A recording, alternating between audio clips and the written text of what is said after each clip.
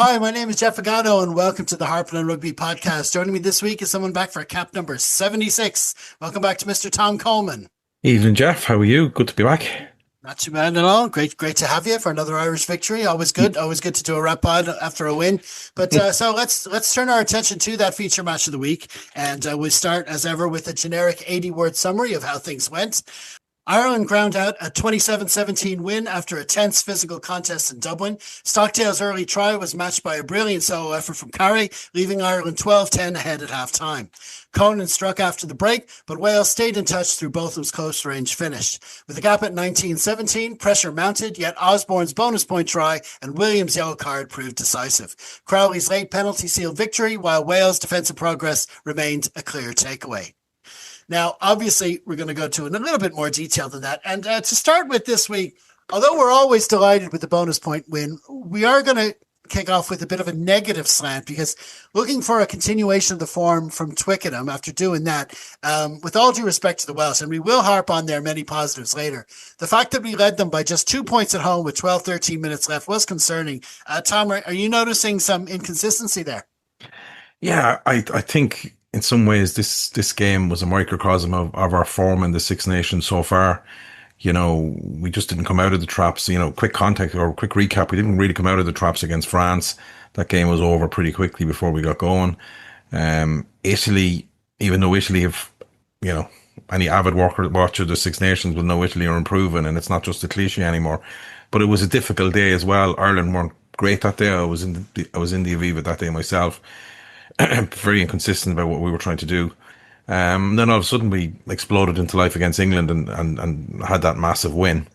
And yeah, with all due respects to Wales, who've had sort of a time of torment with their international team for a while, we probably expected the standards were a little bit higher for what we would have expected in this.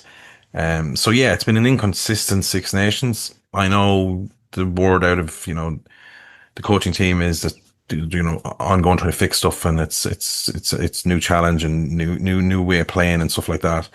And you always look, we've been on the pod enough chatting about Leinster, how Leinster are trying to evolve this year and decipher and stuff. So I think there's a little bit of a mirror image there with Ireland.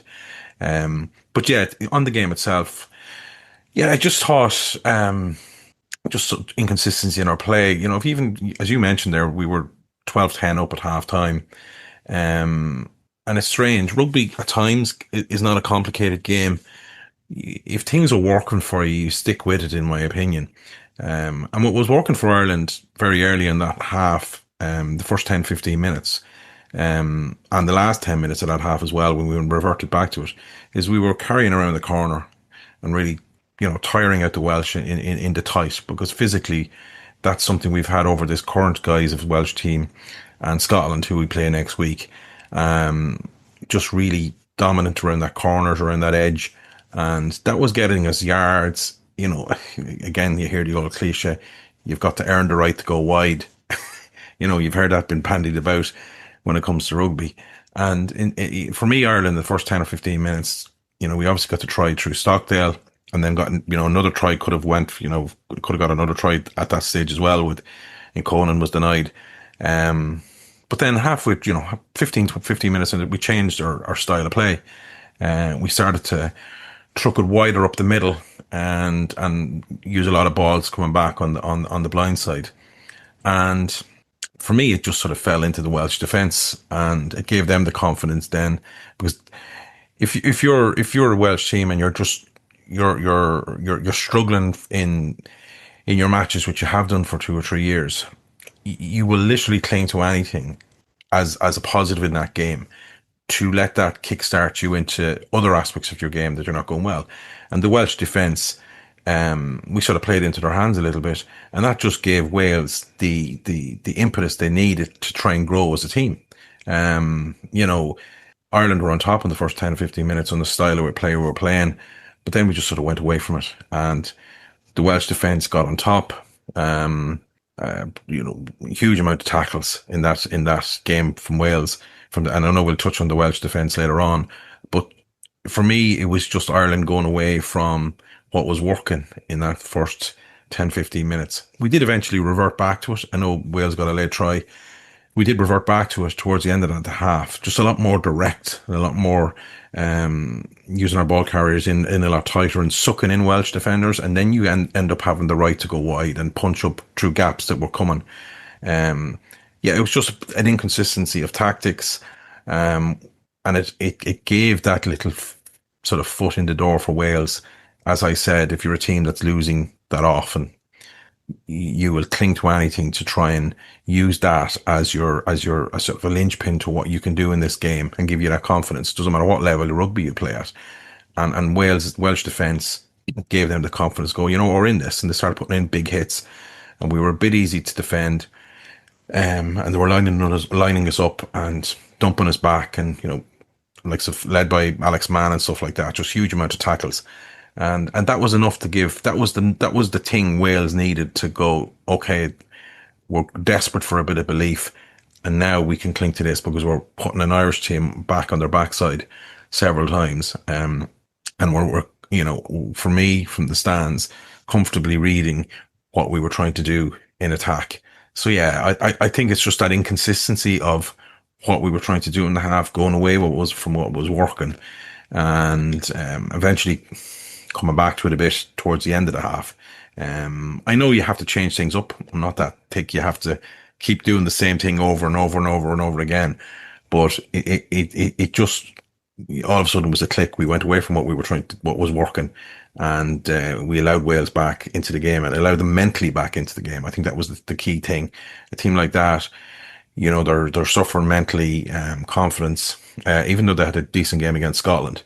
But, it wouldn't take that long for that sort of confidence to fade away with Wales if Ireland got a good start after, 17-0 up or, 14-3 or something like that. That confidence could taper away fairly quickly, and, you have to be clinical then and put the foot on the throat, so to speak. But we just by our tactics, I don't know whether it was overconfidence, or maybe not.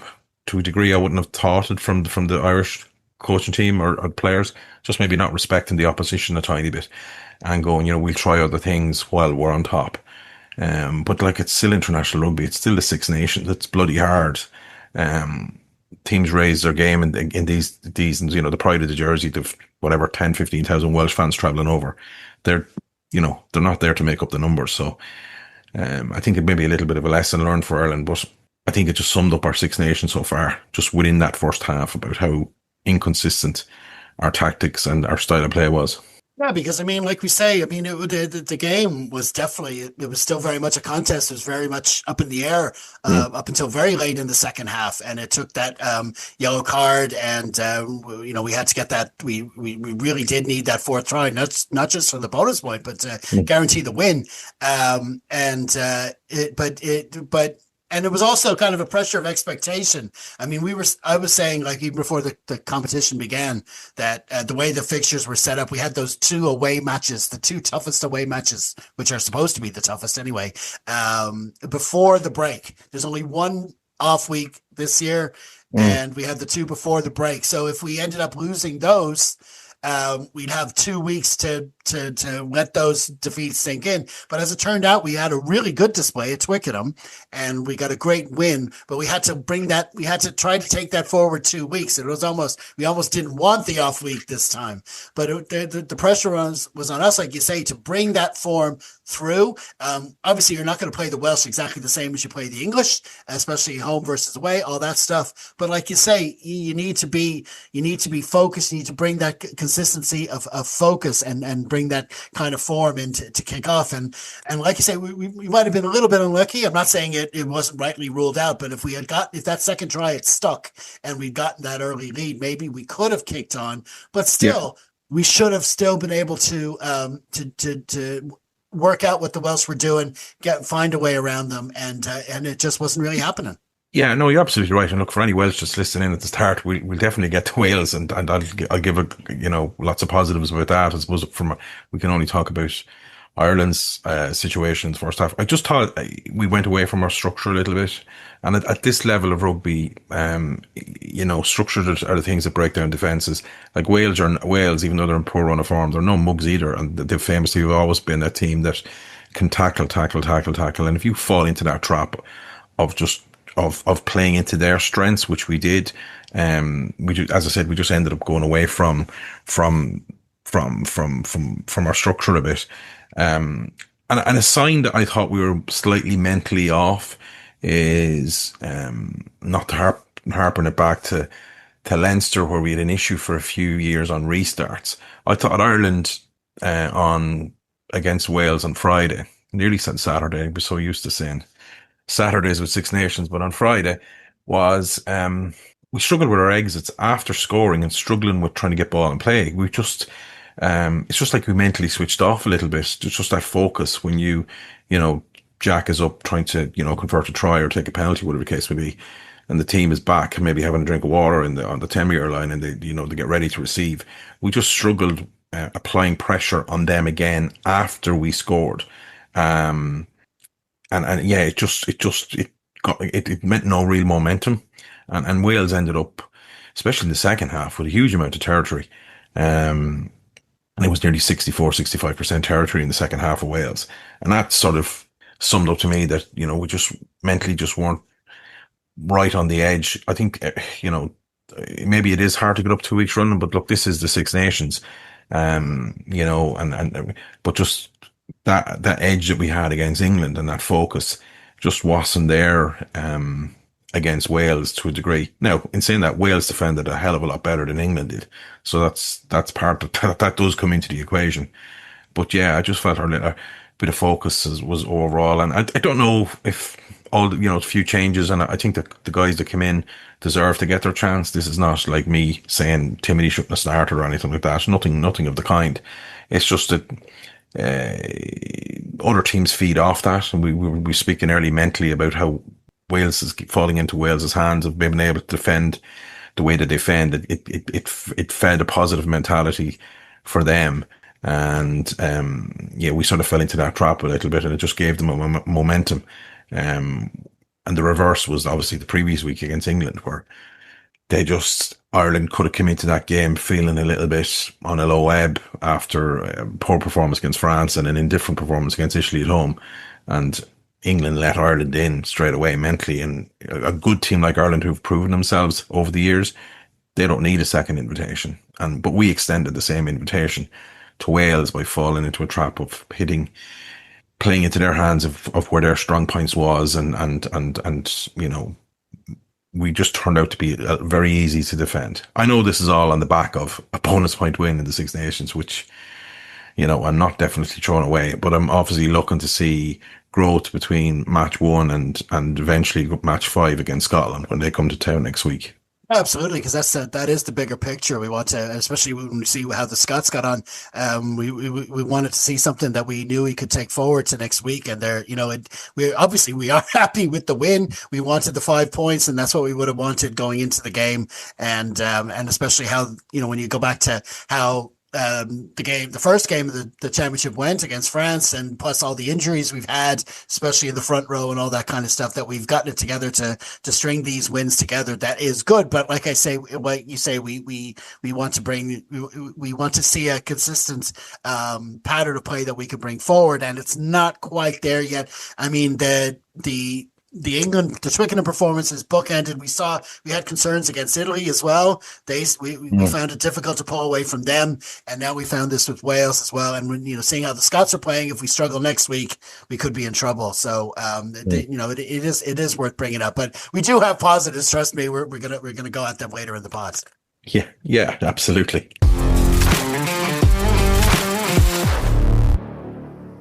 Well, Elsewhere in the Guinness Six Nations, Scotland and France produced a wild 90-point thriller with the Scots' accuracy outlasting France's chaos in a 50-40 spectacle. In Rome, Italy backed up their growing confidence with a composed 23-18 win over England, defending with bite and striking when it mattered. The under-20s caution Cork was similarly breathless. Ireland's youngsters showed their trademark tempo to beat Wales 48-33. The French can't be caught in that version of the Six Nations, but we still have seen some outstanding performances from the likes of Daniel Ryan, Tom Wood, and Josh Neal, and there's, like their senior counterparts, there is still a triple crown to play for next weekend. But now we must return to the Aviva, and since we spent the first segment harping on sort of the negative side, it's only fair we head in the other direction. And what better place to start, Tom, than player of the match display from one Mr. Jack Conan? Absolutely. Like, I don't play fantasy rugby. Maybe I'm just a little bit a bit old for that. So, but all due respects to anyone that does. But I think when you get 68 points in the fantasy rugby score as your, that means you've done pretty well overall, even by that metrics. Yeah, look, Jack was fantastic, and I know he got a try and maybe got another one. Was close to get another one, but it was much more than that as well. It was much more than just that. It was his all round game. I think he took 5 line out wins, but just his ball carry and his meters after contact. He was involved in mauls, offloads, turnovers. It was just literally a full gambit of back row play across the board. When you're thinking about set piece in and around the ruck, turnovers, ball carry, and offloads, just super performance. And in some ways, I was speaking earlier in the pod about what was good about Ireland earlier on, going direct, and they sort of went away from that. Jack was at the heart of that, and in some ways, as he probably got older, he slightly reinvented himself to a degree. He was always that superb edge forward out in the 15-meter channel.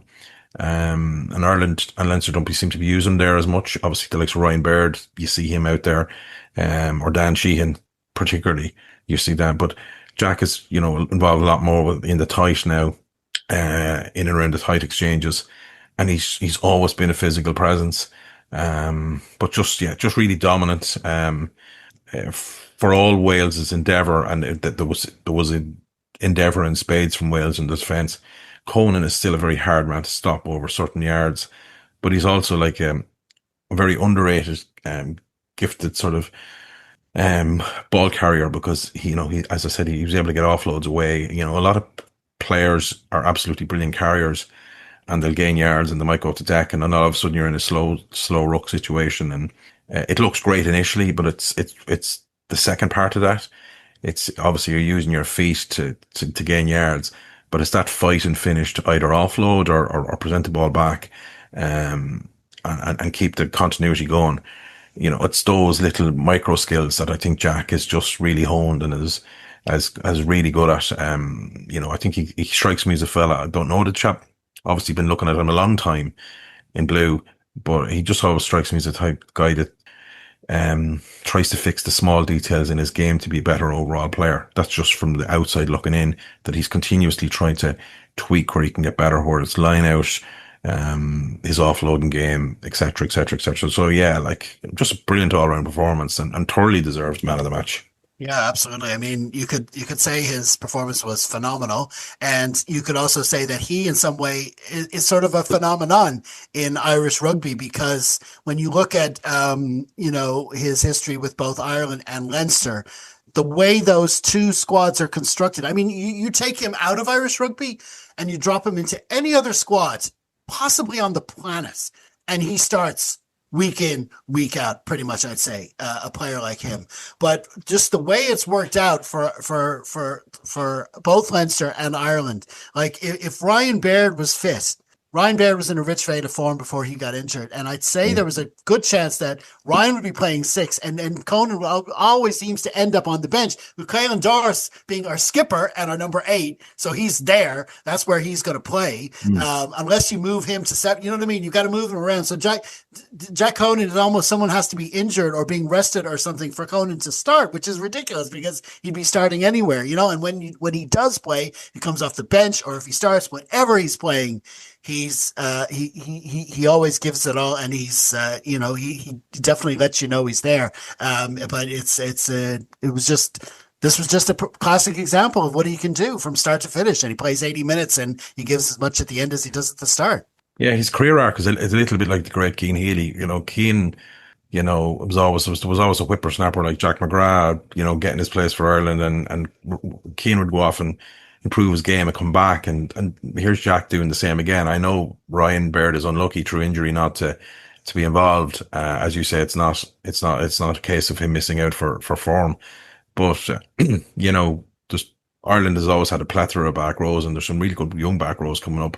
But whether it be in blue or green, Jack just seems to go off. As I said, he seems like a guy that just improves all the small stuff and to be a better all-round player and what he can bring and what he can complement his fellow back rowers with. So yeah, as you say, ideal guy to have in any 23, and he much deserved to be in the 15. And I'm obviously hope he starts again next week against Scotland. Yeah, absolutely. One thing I remember from Jack when he first came into the Leinster team, one of his first couple of seasons, he was having a great game down the RDS. I think he might have even scored a hat trick that night. I could be wrong, but he scored behind the post, and Leo the Lion happened to be behind the post, and Jack happened to go by him. Leo the Lion put up his hand for a high five, and Jack just looked at him and just walked by him and says, "What the." He's so focused on what he's doing. He just left him hanging because he's like, I'm not going near some guys dressed as a lion. You know what I mean? But that's kind of his attitude. He's focused on what he's doing. He's in the zone. He's got a game face, and he's really he's super good to have in any squad. Both Leinster and I are lucky to have him. Okay, so let's look at. We've been talking about. You mentioned several times, and you said it there, Wales' endeavour. Everything we've spoken about so far is got to be said in relation to Wales' performance on the night, and especially defence. It was probably their best starting point, going against us, trying to just thwart us in attack, and they did a really good job doing it in that first half. They frustrated us, but for considering what's been going on in Welsh rugby, it was a decent performance from them. Yeah, look, rewinding the clock slightly, we were always heard about these mad camps that the Welsh teams would go on under Warren Gatland, where they'd be running up mountains and running through ice baths, becoming these guys that are just fitter than any other team. But there was a glimpse of that Wales for me, on Friday, and just the sheer volume of work they got through in defence. I think about the hour mark or just before the hour mark, Wales had over 215 tackles, which is huge, which is massive. You hear about these 250, they're on course for, 250 plus tackles, which is just huge, to get up, Paul O'Connell's words in your head about, you have to do the things that are, you don't have to be world class at work rate. And Wales had decided that maybe, the conversation in the dressing room before the game was, maybe Ireland are a more talented team to do us, but tonight they're not going to outwork us. And, that's the starting point of that sort of mentality going, but, they can beat us on the scoreboard, they can beat us with this, that and the other, but we can't let them outwork us. So I think the Welsh team can take a lot of positives from that, because I think, as I spoke earlier in the pod, I think they did outwork us. And they found us out a little bit in defending, as I said, when we went away from the key parts of our game, after the first 10 or 15 minutes. Just huge amount of work. And that eventually told. I think that Wales only had to make 20 tackles in the last 20 minutes, given the level of possession that, they had in the second half. As I said earlier in the pod, I think it was 64% possession in the second half. So they worn down Ireland to a certain degree. I know we ended up taking points at certain times in the game and seeing the game out and getting a try at an opportune time. And as you said, the yellow card was a factor. But if I was, in that Welsh coaching team, if that was the message in the dressing room before the game or on the whiteboard during the week, that we're not going to get outworked by this Irish team, I think Wales can take that as a win personally, and give them a bit of confidence going into the last game that just pure hard work.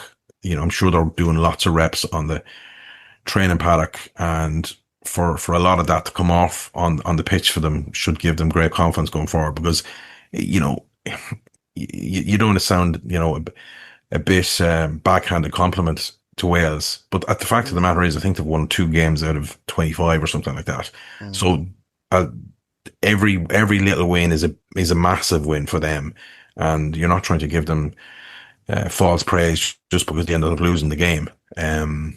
Like mentally, Wales a year ago or 2 years ago, that could have been a 20, 30 point game easily.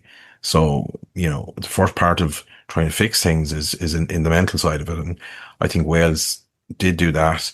And it was probably even more impressive considering they got a bit of a hammer blow the week before by losing late on to Scotland after having a big lead. Like that could really tell a team to go back into its shell. But whatever atmosphere in that Welsh dressing room now and that Welsh camp, there's obviously it's obviously positive because to take that on the context of such poor form for 2-3 years, to take that loss after being up by 17 points, I think, and come back in and put a performance in where I thought that the core of it all is, without repeating myself, we're not going to get outworked by this Irish team.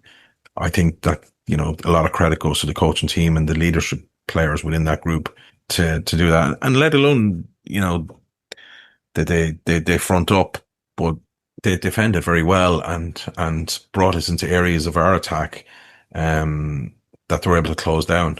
And as I said, that eventually told. They were able to get a lot of possession in the second half. So there should be, definitely an upward tick, an upward curve for Wales the weekend. And it's easy to get focused like we did in the first 20 minutes of the pod about talking about the downside of inconsistency of Ireland. Part of that is the Welsh performance in defence. And we can look at the two things equally or separate to each other. But for me, yeah, Wales, just obviously it's more the mood and what the coaches are saying in that camp. It seems like, as in, this is what we have to fix first, and they've obviously fixed the mood. There was a lot of positive conversations by the players post game. They didn't. You wouldn't have thought this is a team that has lost, 1-2 games out of 25 just by some of the vibe and some of the chat that was coming out of the players. And that's the starting point. They have to shelve. They can do nothing about the past. They can only look forward to this game and the next game. So, yeah, definitely, the old saying, green shoots from Wales. Yeah, and Steve Tandy as well. He's like, his history is like in defense as a defense coach. That's kind of his thing. So, but I mean, the other thing about Wales is that, I mean, it's just, you're not nobody's going to convince me that they just suddenly produce all bad players. Welsh rugby is always been strong. They've always had good players coming through. It's just, with all that's been going on off the pitch, and it's going to filter through. And it's just like you say, it filters into dressing rooms, it gets into teams, it's translated into results on the pitch as well. And we're going to talk in our bonus chat about how great a competition the Six Nations is, and what that competition needs is a strong Welsh setup as well. And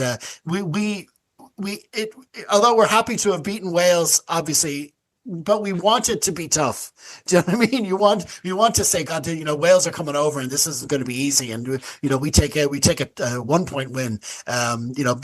It wasn't so long ago before we were saying that before we were facing them. So we want that. But like you say, hope, it's going to take a while for them to claw things back and get themselves back up the rankings and back into the contention in the Six Nations. But just before we leave the Welsh, I mean, we can't go without mentioning that Reece Carré try. That was something else. I mean, I was a loose head prop myself back way back in the day. Wouldn't have even thought of even going near the ball, let alone scoring a try like that. It was quite a finish. And was there any faults in our defense, or was it just a strong, powerful finish? You know what? I think it'd be a bit of a spoil sport if we started talking about faults in our defense. I think for once we have to enjoy the sight of a prop closer to 20 stone than 10 stone, grinning through from 22 meters out. Yeah. And taking the try. I can't remember the name of the Welsh player. Scored a similar try against Ireland in Cardiff. Used to be, back in the day with the Six Nations, quite similar.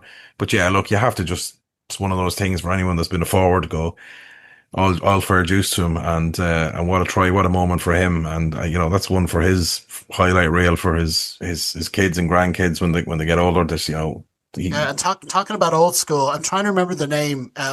We had a red-haired prop years ago that scored a famous try as well. So was it Jerry McLaughlin? Was that his name? Ginger McLaughlin against England. Yeah. That's it. His was more carrying about four. That was like Well, I think as time has gone by, deadly from 2 yards. 10 yards out, and then it was like 17 English forwards hanging off. And so I think the myth has got bigger as years go on. But yeah, Ginger McLaughlin in the corner in the old Lansdowne Road. Yeah, similar. So all those iconic moments, fair dues to Reece Carron. And yeah, you can only be happy. You can't be a bit of a spoil sport and give out a better own defense on that one.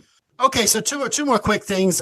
First of all, we had that 7-point lead up towards the very end, which Wales were still within striking distance, but there were two missed conversions which could have had us further ahead. Mm-hmm. They did seem more kickable, but there's been a lot of debate after the game about our preparation for conversions versus our preparations for penalties. What do you make of all that? Yeah, look, first and foremost, after Jack's performance, which I thought he was a very good facilitator in England, he deserved to start again against Wales. Like that, we'll park that bus for a while. There's no question. Jack should be converting more of those chances. One of them especially was particularly bad miss. And after games like this, thankfully the whole Sam Jack thing seems to have quietened down a bit, and both camps not picking lumps off two young players.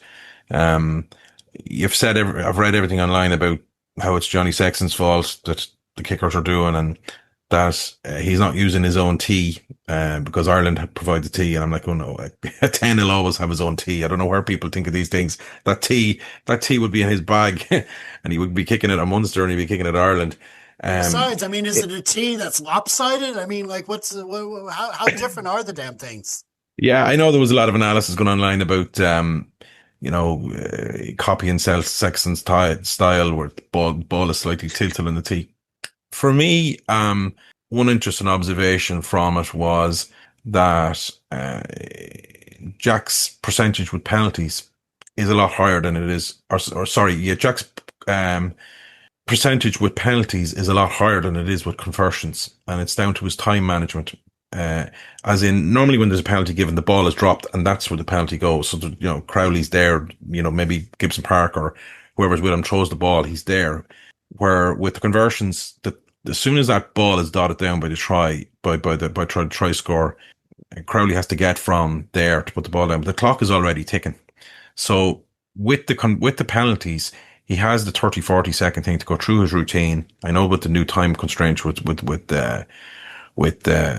kicking penalties and kicking conversions, but he has that 30 seconds to go through his things, calm the breath, calm the nerves, get the swing right and all that sort of stuff. I was never a kicker. I'm not even going to try and lecture Jack Crowley on how to kick a ball, but timing wise, he's only probably getting 10 or 15 seconds for the conversions. So, does he have to start sprinting over to take the conversions? It might be a subtle thing or it might be nothing, but it was just an instant observation from that his penalty goal kicking, the percentage is a lot higher than his conversions. So sometimes, obviously, if Ireland are attacking the wider channels, of course, you get into the whole thing about, well, are there harder kicks for the conversions?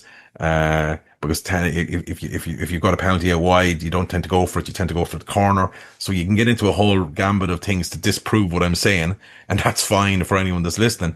But I think it's more so when you just look at the time he's given himself, it's probably half what he's getting to be able to convert conversions than versus penalties. So I'm sure people smarter than me will look at that in the Irish camp during the week, or Jack, I'm sure, who's an excellent quality 10, he's going to be looking at those things themselves. But just a general observation. Oh yeah, absolutely. We are, when it's a provincial weekends, we're a Leinster-based pod, and so I suppose a lot of people are thinking we're blaming him and doing all this kind of stuff. I still think it's legitimate to talk about. course. It was an important, yeah, it was an aspect to the game. Like you say, Jack's done overall well and as part of the attack and stuff, and he earned that 10 jersey for this game, and nobody's saying otherwise. But it's just something. It's a debate that's going around, and we're talking about it, and that's fine. One last thing, obviously with Scotland's win over France. Big triple crown decider next week. We're both in line for it. Are we the favourites? I suppose is the question. Absolutely, yeah. Ireland are at home. I think it's for Andy Farrell. It's going near 7 years since he's been involved with the Irish camp, especially with Smith and now himself, that they've lost a Six Nations game. That he's lost a Six Nations game at home while he's been involved with the coaching team. Scotland haven't won in the Lansdowne Road since 1998, as far as I can think. I think they obviously got the win in There Croke was Park. one in Croke Park. I was there Yeah, myself. absolutely. Yeah, the famous kick over. But look, at the end of the day, it might be a bit churlish of me to say they haven't won in Dublin. But like they haven't won Lansdowne Road since 1998, and it's 11 on the bounce. I think it's one win in 17 or 19 or something like that. It's call a spade a spade. Scotland have a horrendous record against Ireland. There's no other two ways of cutting it. And Scotland are chalk and cheese. We've looked at the inconsistency of Ireland, but Scotland are also chalk and cheese away from Murrayfield. They escaped out of Cardiff and they lost in Rome. And then people have recency bias. Well, Rome was ages ago. Well, it's not. It's literally only a few weeks ago. And they obviously had the two big wins in Murrayfield. They seem to be a different animal up there, especially when it comes to certain teams. So they've a few monkeys on their back to get off. They obviously have a really terrible record against Ireland, and it just always seems to be a bit of a mismatch, and that it has an effect on the players. Every time you hear, will it be this time? Will it be this time? Will it be this time? Every club, no matter what age level you coach it, there's always that one bogey club that you just seem to can't get over, and it does become a thing. I know from coaching myself, players build up that opposition subliminally. All the coaches in the world and all the shrink coaches and head coaches that are going to try and get you in the right frame of mind, it's still because you're playing X. That belief that you can't get over the line. So, given Scotland's away form, their form against Ireland, in answer to your question, Ireland should definitely start its favourites. And they're at home. It's Scotland that has to prove themselves here. People might say, well, Ireland do as well, but no, pressure's on Scotland. The Triple Crown hasn't been won in over 30 years, I think. They need to eventually front up and go, right, we're good enough to beat Ireland and put ourselves in with a chance of winning the championship when they see what happens in Paris in the last game on that Super Saturday. So yeah, in short, we should be favourites. Ireland should wear that favourites tag comfortably. Whether they will or not, I don't know. In the bookies, I suspect they will, because the bookies are no mugs either. They realise Scotland's form away from home isn't great, and their form against Ireland is shocking.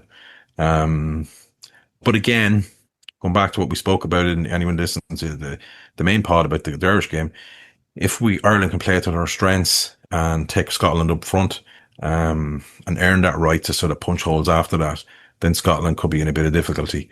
But Ireland's inconsistency of the style we're playing would surely give Scotland, more optimism on eventually getting that win over Ireland and putting themselves in a position to be in with a shout with the championship and obviously then win the Triple Crown. Absolutely. Well, of course, we'll be covering that game later on in the week, but it's definitely one to look forward to. Okay, so we had some comments on our Facebook page, and as we're recording on Sunday evening, it was International Women's Day today, so we have a couple of comments from our female listeners and commenters on our Facebook page. We had one from Monica Baggy after the full-time whistle, said, well done, Wales. You fought well and gave us a hard game. Congratulations, Ireland. And then we had Lorraine Matthews, who said, always rooting for Ireland, but can we stop for a moment to appreciate the majestic scene that was Carré's try? That hunk of human was motoring, and he certainly was. Do you agree, or would you have said the same thing a different way? Well, if you want to get involved with the conversation, just head to our Facebook page at the Full-Time Whistle after Leinster and Ireland matches, and feel free to leave your thoughts. Okay, listen, we're going to leave it there now. Many thanks to Tom for joining us. Looking forward to having you back on again soon. Thanks again, Jeff. Appreciate it. No problem. And as ever, be sure to stay tuned to Harpin On Rugby on all the socials during the week, starting with our bonus chat posting on YouTube Tuesday, where we'll be harping on just how awesome the Six Nations is. And then our 80 plus column, where we try to look at the wider rugby world, that post every Wednesday over on Substack. In the meantime, stay safe, everyone. Slán.